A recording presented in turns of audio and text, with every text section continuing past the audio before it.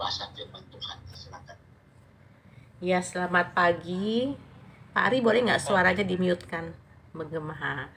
Selamat pagi, sahabat DBS. Bersyukur ya pada pagi ini kita boleh berkumpul kembali belajar firman. Pengkhotbah 12 ayat 5 menjadi landasan kita untuk merenungkan firman dan kita bisa bertanya jawab pada pagi ini ya, sahabat ya. Pengkhotbah 12 ayat 5, firman Tuhan demikian bagi kita. Juga orang menjadi takut akan ketinggian dan bahaya ada di jalan. Pohon badam berbunga, belalang menyeret dirinya dengan susah payah dan nafsu lenyap. Karena manusia pergi ke rumahnya yang kekal dan para peratap berkeliaran di jalan. Sahabat, saya sangat bersyukur ya. Kemarin 17 hari di Kalimantan Barat itu ternyata Tuhan menunjukkan lagi dalam diri saya penyakit-penyakit yang baru. Ya, kemarin itu saya 2 kali kena kanker di tahun 2016 dan 2019. 7 ya di dalam tubuh itu, bahkan kehilangan organ tubuh dan anggota tubuh. Ya, di dalam tubuh itu sudah diangkat karena kanker dan masih berjuang sampai hari ini. Ternyata di Kalimantan Barat kok jauh banget ya, sampai ke Melawi gitu ya, bisa ketahuan sakitnya. Padahal saya di Surabaya gitu ya. Di sana bisa ketahuan kalau saya kena diabetes mellitus yang harus minum obat seumur hidup. Saya tanya boleh nggak saya nggak minum obat? Itu bisa rusak justru ginjal. Ya, kita jangan sampai salah paham gitu, karena bagaimana juga obat itu akan membantu kita untuk bisa mengontrol kadar gula yang tinggi yang tidak terkontrol itu, melindungi organ-organ tubuh seperti ginjal, jantung ya, dan organ yang lain dan tubuh-tubuh yang lain. Karena kalau tidak terkontrol penyakitnya parah sampai kemana-mana. Dan bukan hanya itu, saya juga kena osteoporosis. Jadi tulang saya itu sebenarnya rapuh ternyata dan tidak boleh jatuh ya. Kalau osteoporosis ini dampaknya ya pasti kesakitan luar biasa, khususnya tulang gitu ya, dan juga penyakit-penyakit lain. Tetapi dari sini kita bersyukur karena kita punya Tuhan yang tidak meninggalkan kita ya. Tuhan yang selalu beserta dengan kita melewati semua kesulitan, penderitaan ya, kita tetap berjuang di dalamnya ya, tidak putus semangat, tidak putus harapan, dan tetap melayani.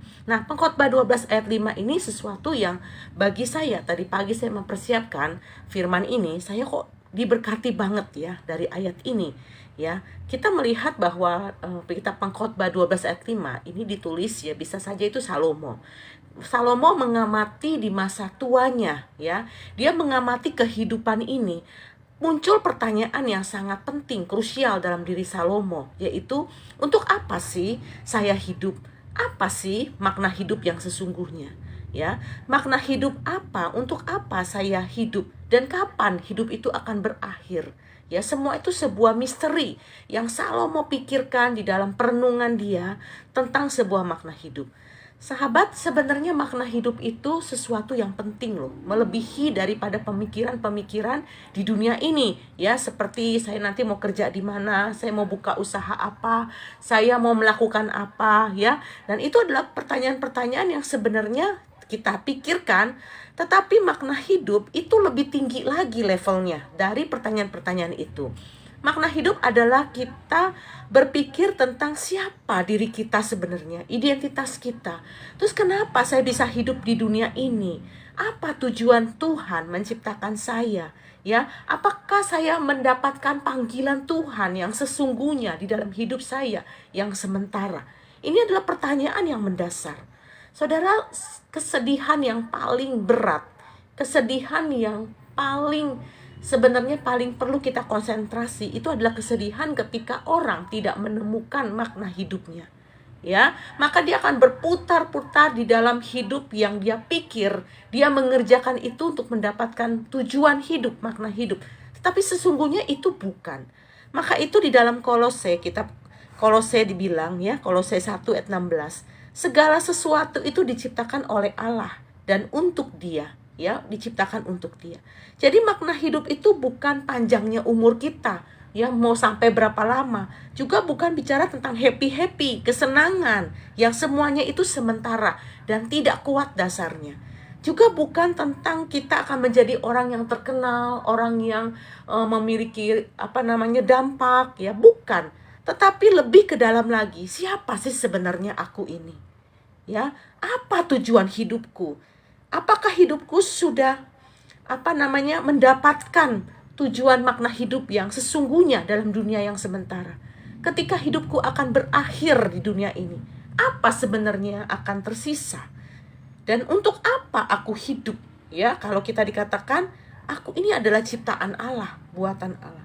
Maka itu dalam Pengkhotbah 12 ayat 5 yang menjadi poin kita hari ini bicara yang akan kita bedah ya, bersama-sama di dalam ayat kelima. Juga orang menjadi takut akan ketinggian. Ini bicara tentang nasihat untuk kaum muda yang kita udah ulas di ayat-ayat sebelumnya ya, setiap Rabu dan Kamis. Dan kita juga belajar bahwa ingat penciptamu pada masa mudamu, pada masa engkau punya kekuatan ya, pada masa engkau bergembira di hari mudamu, dan ingat bahwa kita harus mengingat pencipta kita. Nah, ayat 5, orang akan menjadi takut pada ketinggian dan bahaya ada di jalan. Saudara, ini maksudnya apa? Ya, maksudnya adalah sebuah penggambaran ketakutan dan kelemahan fisik yang akan menyertai kita di dalam usia kita sekarang. Ini fakta, ya. Ini fakta. Dan ini akan terjadi dalam hidup kita. Saudara, kelemahan fisik karena usia itu bisa dikategorikan karena kita akan masuk usia tua, ya, usia tua. Ternyata usia, waktu saya lihat, usia tua itu usia berapa dikategorikan usia tua? Usia parubaya ya, sudah menuju ke tua, itu usia 45 sampai 59 ya. Kemudian usia lansia lanjutan itu 60 sampai 74. Lansia tua itu 75 sampai 90, dan 90 itu dikatakan sangat tua. Tetapi dalam peraturan yang sekarang ada, usia lansia itu disebut usia 60. Ya, 60 itu sudah kategori usia lanjut. Nah, tetapi apakah fisik ya usia itu akan menunjukkan orang itu usia lanjut? Tapi kenyataannya ada loh orang umur 80 badannya masih sehat bugar ya, masih beraktivitas dan masih memimpin, bekerja ya. Jadi bisa juga bukan karena itu, tetapi karena fisik. Ya, karena fisik ya, contohnya masalah kesehatan. Dan itu bisa membuat orang cepat tua ya secara fisiknya. Contoh penyakit-penyakit berat seperti kanker, ya, diabetes, penyakit jantung, penyakit ginjal, penyakit autoimun, itu bisa membuat orang tubuhnya akan semakin tua lebih cepat dari umurnya. Dan itu mempengaruhi akan irama dia, fisik dia. Maka itu dikatakan orang takut ketinggian dan ketakutan ada di jalan. Itu usia-usia seperti itu, kondisi fisik itu yang membuat ada batasan sehingga tidak mampu untuk mengerjakan seperti waktu muda. Kemudian apalagi? Selain penyakit kronis, seseorang bisa dikatakan usia tua, ya, sahabat. Bisa juga karena psikologis, ya, yang mempercepat kelelahan tubuh. Tubuh ini sebenarnya sanggup menjalani hidup, tetapi karena secara psikologi seperti apa? Rasa kesedihan yang mendalam, ya, kehilangan pasangan atau orang yang dicintai yang membuat kita jadi down, terpuruk ya, kesedihan dan trauma-trauma yang besar. Dan tubuh ini lelah sebenarnya, nggak mampu untuk menampung psikologi kita di dalam tekanan batin kita. Dan itu mempercepat usia fisik kita, sehingga kita akan mengalami yang disebut tua itu. Nah teman-teman, Pengkhotbah 12 ini ya menunjukkan kepada kita sebuah fenomena yang terjadi. Dulu aku itu bisa jalan cepat ya, tapi sekarang jalan itu mesti pelan-pelan dituntun ya, takut patah tulang, kena osteoporosis ya, kena kanker tulang, dan itu penyakit-penyakit yang lain. Dulu aku bisa ya semangat sekali, tapi sekarang di usia lanjut ini semangat itu mulai pudar ya, tubuh udah mulai menua. Dulu ya contoh, berambisi, apa aja ingin aku capai, aku bisa bekerja begitu keras. Sekarang badan itu banyak minta tidur ya, badan itu lelah, kerja sedikit sudah lelah, dan udah gak punya keinginan untuk mengejar ambisi-ambisi ya. Semuanya rasanya sudah sampai, udahlah cukup gitu ya, karena kondisi fisik juga mempengaruhi. Maka itu ini penting kita menyadari bahwa orang takut sekarang kepada apa? Kepada ketinggian dan ketakutan ada di jalan, ya. Ini menunjukkan bahwa pengkhotbah ini memperlihatkan inilah usia tua yang kita alami dalam ketakutan-ketakutan yang memang itu manusiawi. Kalau kita nggak pernah mengalami ketakutan, justru dipertanyakan, ya, apakah kita ini sedang menutup diri dari ketakutan, ya, atau menyangkal keadaan, ya. Ketakutan itu manusiawi, dan ini realita yang Salomo bongkar kepada kita.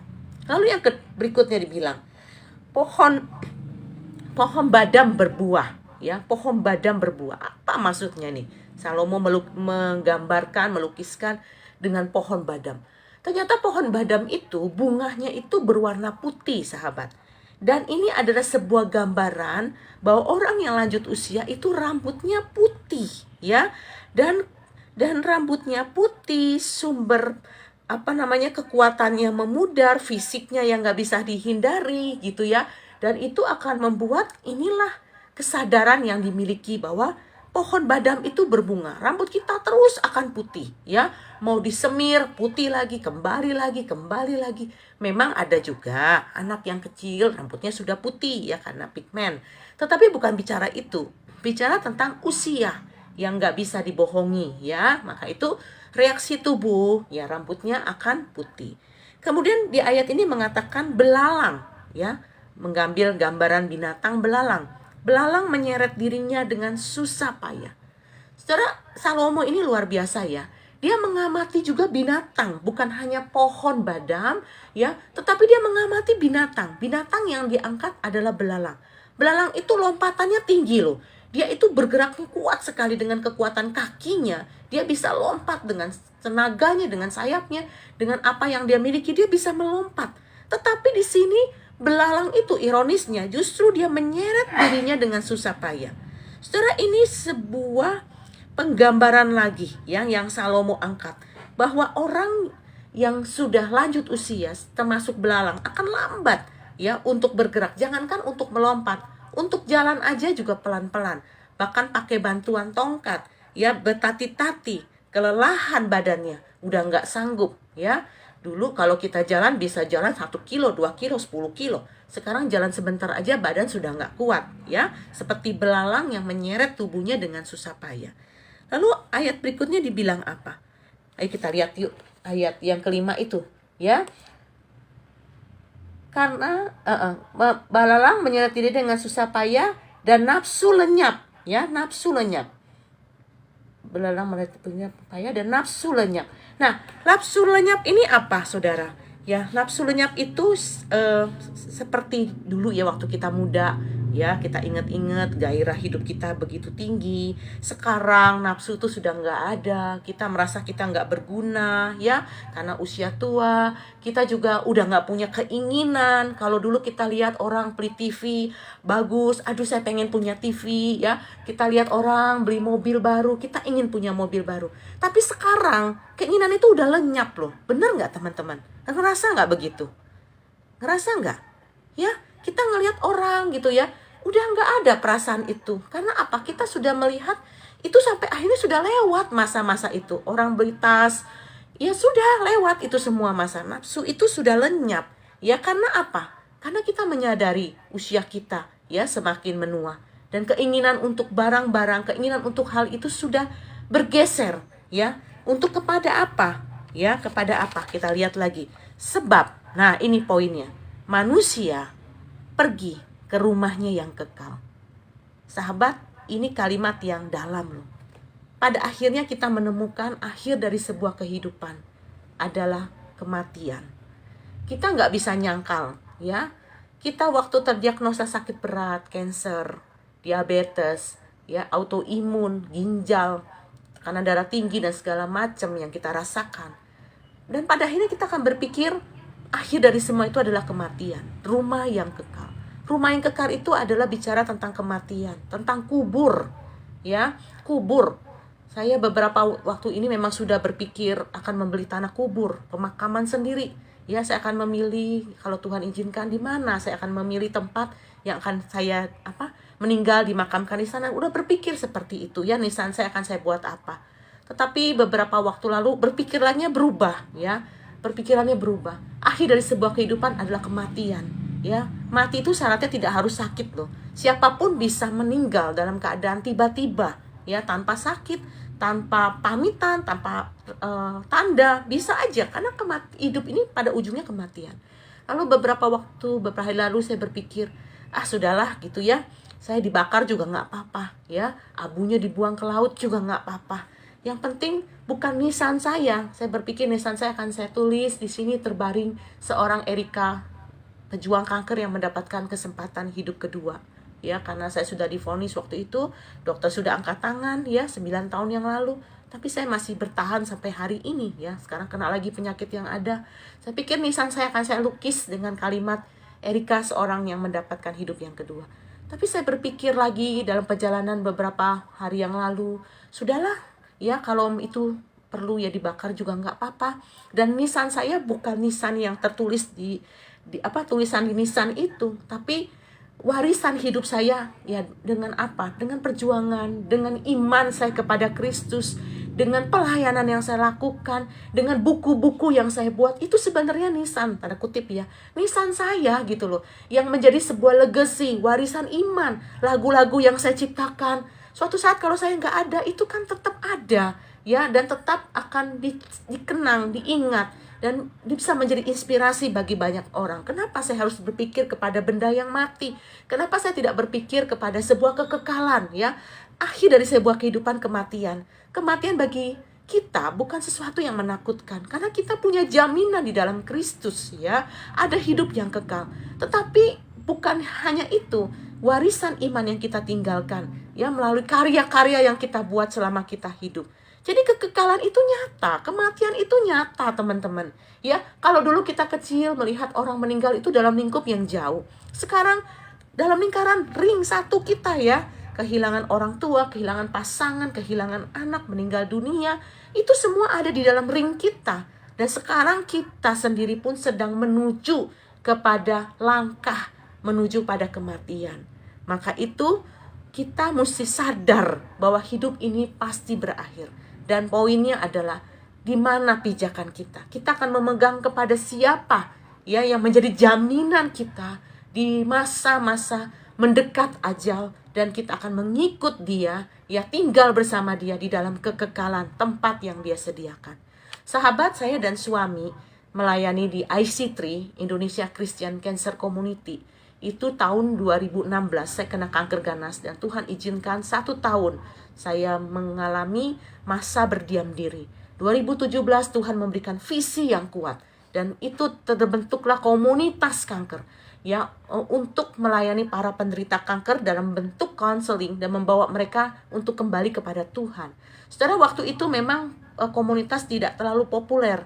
Bahkan ketika saya menyatakan visi ini, saya sadar bahwa ada orang yang tidak setuju ya, karena melihat kondisi fisik ya, dan itu menyusahkan bagi orang ya untuk melihat mengerjakan sesuatu yang belum populer gitu ya. Meskipun ada komunitas itu, tapi visinya tetap beda. Lalu saudara, di dalam masa-masa begitu saya menemukan ya bahwa visi itu diberikan kepada kita. Semuanya tujuannya kepada satu, yaitu kepada kekekalan ya. Maka itu pelayanan kami, saya Pendeta Arianto dan pelayanan selama ini, kita berada di tengah-tengah para penderita kanker yang sudah di ruang ICU, bahkan mereka juga ada yang di rumah, ya, di terminal illness, di titik ambang antara hidup dan mati. Jadi Tuhan izinkan kami bisa mempersiapkan ya orang-orang untuk pulang kepada kekekalan. Saudara, tidak segampang yang kita bayangkan ya. Saya menjumpai dia benar-benar ada untuk melepaskan apa yang ada di dalam genggaman itu loh, untuk memegang tangan Tuhan ya, melepaskan nafas hidupnya pun itu perlu pendampingan pastoral loh ya, perlu pendampingan. Dan kami diizinkan Tuhan melihat ya, melepaskan, melihat mereka menghembuskan napas terakhir setelah dipersiapkan, masih bicara, sempat bincang-bincang, dan mereka pamit dengan keluarga mengizinkan, keluarga mendoakan untuk berpulang. Itu indah sekali loh, luar biasa indah ya, meskipun ya memang tidak mudah, tetapi menjadi kebahagiaan kalau dipersiapkan dan tahu kemana dia akan pulang. Itu indah banget. Maka inilah sebuah pelayanan dari IC3. Ya, meskipun saya dan suami ya memiliki visi begini, tetapi ini menjadi sebuah visi yang harus kita miliki bersama ya di dalam mereka yang terminal illness. Nah, kemudian ayat ini dibilang, bukan hanya akhir hidup menuju kepada kekekalan, peratap-peratap berkeliaran di jalan. Ini maksudnya apa Salomo ya? Mengatakan peratap-peratap. Apakah orang-orang yang tidak punya harapan? Oh, bukan. Di dalam zaman Yahudi kuno, peratap-peratap itu adalah orang-orang yang penangis profesional, yang memang dibayar. Mereka menangisi jenazah orang yang meninggal, ya, dengan tangisan-tangisan yang kuat, ya. Dan mereka mengatakan bahwa inilah kesedihan dari akhir sebuah kehidupan yang akan dikenang. Saudara, kalau kita berhenti stop di situ, kita nggak punya pengharapan. Ya, maka kita harus maju lagi. Memang kematian itu akhir dari kehidupan, tetapi sebuah awal dari sebuah kehidupan kekal bersama dengan Tuhan. Ya, jadi sebenarnya peratap-peratap yang berkeliaran ini fenomena yang Salomo lihat di bangsanya ya pada waktu itu. Nah, saudara, lalu muncul satu pertanyaan buat kita pada pagi ini ya. Dari Pengkhotbah 12 ayat 5 saya bacakan sekali lagi ya. Juga orang menjadi takut pada ketinggian dan bahaya ada di jalan. Ya, bicara tentang usia lanjut, pohon badam berbunga, ya, bicara tentang metafora tentang rambut yang memutih, belalang menyeret dirinya dengan susah payah, kondisi fisik yang makin lama makin rapuh, ya, jalan bertati-tati, dan kata firman nafsu lenyap, keinginan-keinginan makan juga berkurang, keinginan apapun berkurang, bahkan semangat bisa berkurang ya, karena usia lanjut dan penyakit dalam tubuh kita, karena tekanan psikologis, itu mempengaruhi semua. Karena apa? Manusia pergi ke rumahnya yang kekal, bicara tentang sebuah kekekalan. Dan para peratap berkeliaran di jalan, ya, orang-orang yang meratap karena kehilangan itu. Lalu artinya apa? Mengapa, pertanyaannya ya, mengapa kematian kok digambarkan Salomo sampai begitu puitis ya? Dan kesannya itu kok seram gitu ya, kok kesannya itu menyedihkan ya, sampai ada peratap-peratap. Saudara, inilah namanya sebenarnya sebuah kehidupan ya. Kehidupan kita tuh sebenarnya memang gak ada karpet merah sih. Semua hidup di dalam perjuangan dan penderitaan. Ikut Tuhan bukan jaminan kita akan hidup baik-baik, semua dilancarkan, berkat akan tercurah ya. Lalu bedanya apa kita mengikut Tuhan dengan tidak mengikut Tuhan? Jelas beda. Ada damai sejahtera yang kita miliki dari Tuhan pada waktu kita ada di dalam lembah-lembah bayang maut, lembah-lembah hidup titik terendah dalam hidup. Tuhan memberikan kita kekuatan ya, damai sejahtera itu yang kita bisa rasakan di dalam perjuangan, dalam kehilangan yang kita alami ya.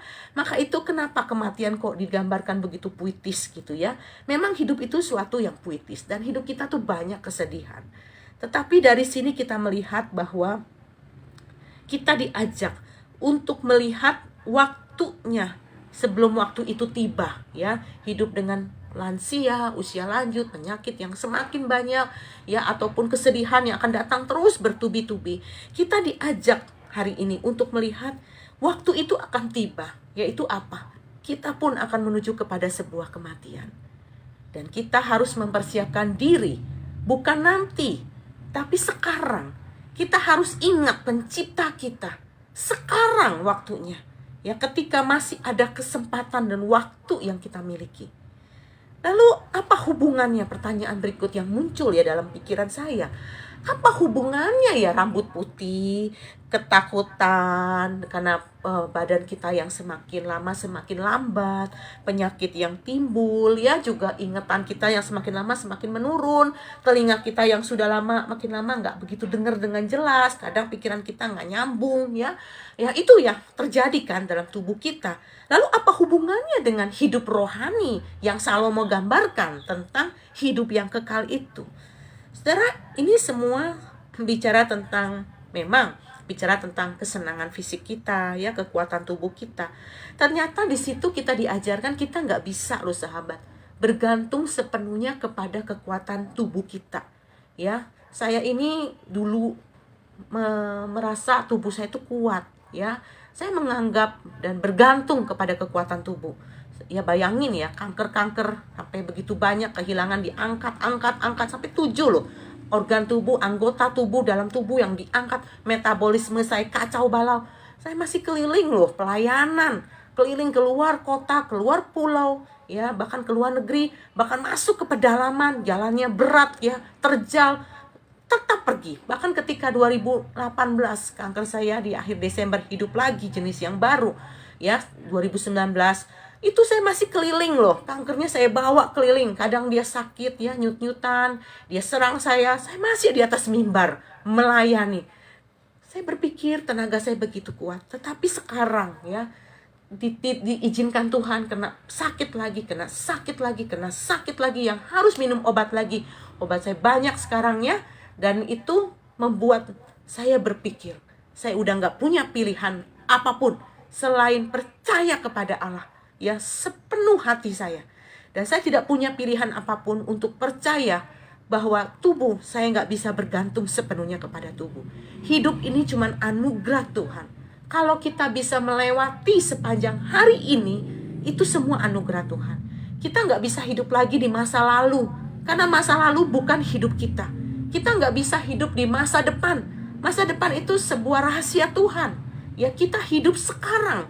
Jangan sampai kita tidak hidup di masa sekarang. Kita gak ada di masa sekarang. Dan itu sangat berbahaya. Ya maka itu ini mengajarkan kepada kita bahwa kita nggak bisa bergantung kepada tubuh, tapi kita harus bergantung kepada spiritual, kerohanian kita, yaitu kepada Allah, Sang Pencipta kita, kepada Tuhan Yesus Kristus, Allah Roh Kudus yang menuntun langkah hidup kita.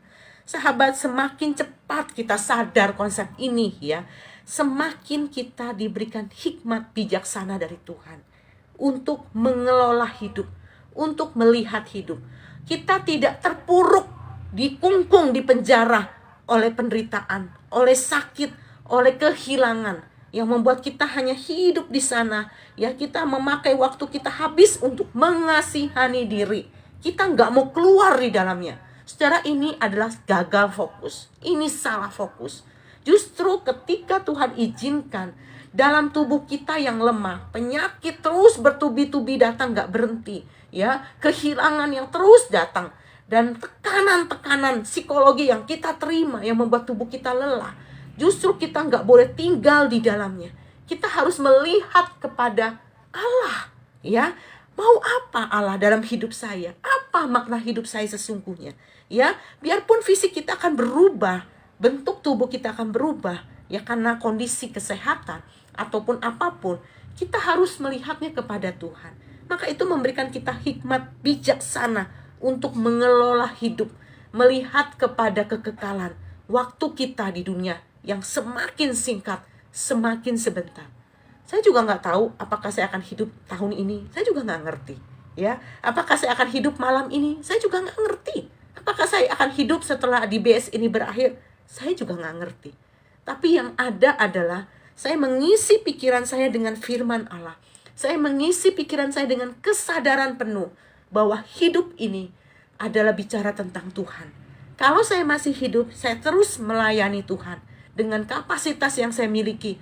Ya, sampai kapan? Sampai kematian itu datang dan Tuhan yang menjemput kita. Ya, di dalam anugerah, di dalam pertolongan Tuhan. Dan itu sebuah privilege yang istimewa buat kita, orang-orang yang ditebus. Ya, nah saudara, ini sangat indah. Maka itu hubungan rambut putih, ketakutan ya, keinginan nafsu sudah hilang ya untuk makan, untuk segala macam, itu sangat berkaitan dengan kehidupan rohani kita. Lalu Pengkhotbah 12 ayat 5 ya, sekali lagi diingatkan, usia fisik bukan bicara soal angka ya, bukan bicara soal angka, tetapi bicara tentang tubuh kita yang melemah, bicara tentang ketertarikan kita kepada dunia itu redup ya. Selain yang kita inginkan adalah Tuhan di dalam hidup kita. Kita memiliki kerinduan kepada firman seperti rusa yang merindukan sungai yang berair. Itu benar loh ya, bukan sekedar puitis, tetapi itulah menjadi satu kerinduan ketika keinginan dunia itu redup di dalam hidup kita. Kemudian apalagi kesadaran ya bahwa hidup ini pasti berakhir. Tidak ada obat apapun yang bisa memperpanjang umur kita sampai hidup kita selama-lamanya, ya. Itu hidup akan berakhir. Dan kemudian apa? Kita harus memakai kesempatan kita untuk mengenal pencipta kita sebelum kematian datang dan menjemput kita. Saudara, mari kita berdoa bersama-sama untuk perenungan di BS ini. Dan setelah ini sahabat mau bertanya, silakan ya, atau nanti akan dipimpin oleh Pak Rianto berkat yang diterima ya dari firman pada pagi ini. Mari kita berdoa bersama. Bapa di surga, Bapa yang kami kenal dalam nama Tuhan Yesus, kami bersyukur perenungan firman-Mu pada pagi ini membuka pemikiran kami bahwa kehidupan di dunia ini semua sementara. Apa yang kami capai, apa yang kami raih, apa yang kami kerjakan, sebenarnya ada sebuah pertanyaan yang sangat mendasar, yaitu tentang makna hidup. Untuk apa aku hidup di dalam dunia? Apa panggilan-Mu dalam hidupku? Dan apa yang harus aku lakukan di dalam hidup? Karena hidup ini pada akhirnya akan berakhir, dan semua akan kembali kepada kekekalan, dan kembali akan meninggal dunia, dikubur, dimakamkan, atau bentuknya apapun. Dan manusia akan tinggal di dalam abu. Tapi kami bersyukur bahwa Allah tidak meninggalkan kami. Ratapan tangisan tidak berakhir di situ, tetapi menjadi sebuah sukacita karena kami tahu kemana kami akan pergi. Bapa, di dalam waktu yang singkat ini, ajar kami diberikan hikmat bijaksana Tuhan, supaya bisa mengelola waktu dengan berkualitas dan baik. Bukan hanya bicara tentang diri sendiri, tetapi berbicara tentang Tuhan di dalam diri. Tuhan, terima kasih Engkau mengizinkan kami mengalami kehilangan. Kami mengalami sakit yang berat. Kami mengalami luka yang dalam. Kami mengalami fisik yang semakin tua, semakin lambat. Itu mengajarkan kami tidak bisa bergantung sepenuhnya kepada tubuh ini, tetapi kami bergantung kepada anugerah Tuhan untuk melewati hari demi hari. Biarlah kami diingatkan dalam Pengkhotbah 12 untuk mengingat pencipta kami di masa-masa ini. Biarlah di dalam masa-masa ini kami boleh menikmati bersama dengan Tuhan di dalam waktu-waktu yang ada ini. Terima kasih Bapa, jadikan kami terus saksi Tuhan, melayani Tuhan seumur hidup kami, mengasihi Tuhan, mengasihi sesama, dan menjadikan hidup kami sebagai warisan iman bagi keluarga kami, anak-anak, pasangan hidup, orang-orang yang kami kasihi, orang-orang lain, dan bagi dunia ini. Terima kasih, kami panjatkan doa kami di dalam nama Tuhan Yesus. Amin. Saya serahkan kepada Pendeta Arianto. Amin. Terima kasih Bu Erika ya. Teman-teman